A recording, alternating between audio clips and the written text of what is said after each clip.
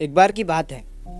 एक गांव में एक किसान रहता था। उस किसान को जानवर पालने का बहुत शौक था। उसके पास पहले से ही बहुत सारी भैंसें थी, जिनका दूध बेचकर वो अपना घर चलाया करता था। तो एक दिन उस किसान ने एक खरगोश और एक बंदर को भी अपने घर में पाल लिया। अब काफ़ी दिन गुजरने के बाद उस किसान ने उस खरगोश और बंदर के साथ खेलने का सोचा।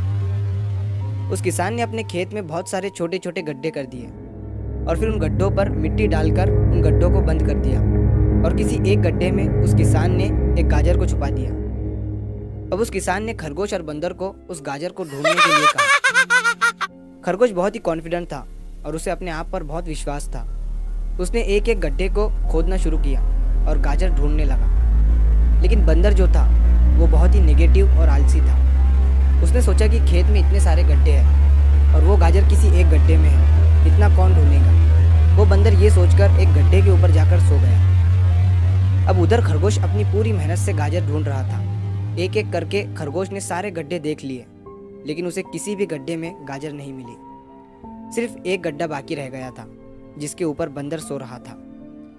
अब खरगोश बंदर के पास जाता है और उसे उस गड्ढे पर से उठने के लिए कहता है। जैसे ही बंदर उस गड्ढे पर से उठता है, खरगोश गड्ढा खोद कर गाजर बाहर निकाल लेता है और अपने मालिक को ले जाकर दे देता है। बंदर ये देखकर हैरान हो जाता है कि जिस गड्ढे के ऊपर वो इतनी देर से सो रहा था, गाजर उसी के अंदर थी। वो सिर्फ एक बार खोद कर देख लेता तो गाजर उसे मिल जाती और वो मालिक की नज़रों में बड़ा बन जाता। यही सोचकर वो अपने किए पर पछता रहा था।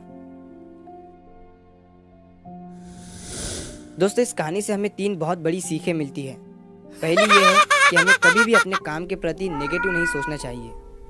जैसे उस बंदर ने सोचा कि इतने सारे गड्ढे हैं और गाजर किस गड्ढे में है पता नहीं। यही सोचकर उसने उस काम को अपने लिए बड़ा बना दिया। और दूसरी सीख हमें इस कहानी से ये मिलती है कि हमें एटलीस्ट कोशिश भी तो करनी चाहिए, क्योंकि हम जब तक कोशिश नहीं करेंगे, किस्मत भी हमारा साथ नहीं देंगी। अगर वो बंदर जिस गड्ढे पर सोया हुआ था वहाँ से ही गाजर को ढूंढना शुरू करता तो उसे गाजर मिल जाती, लेकिन उसने कोशिश ही नहीं किया। और तीसरी सीख हमें इस कहानी से ये मिलती है कि हमें जल्दी हार नहीं माननी चाहिए। अब हमें नहीं पता कि हमें अपने काम में कौन से साल में कामयाबी मिलेंगी।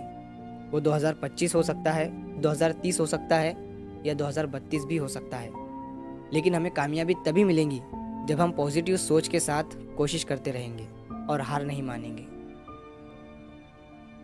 तो अगर आप इस कहानी को और भी लोगों तक पहुंचाना चाहते हो तो इस वीडियो को लाइक करो, ताकि YouTube इस वीडियो को और भी लोगों तक पहुंचाए। और अगर कहानी अच्छी लगी हो तो हमारे चैनल को सब्सक्राइब ज़रूर करिए।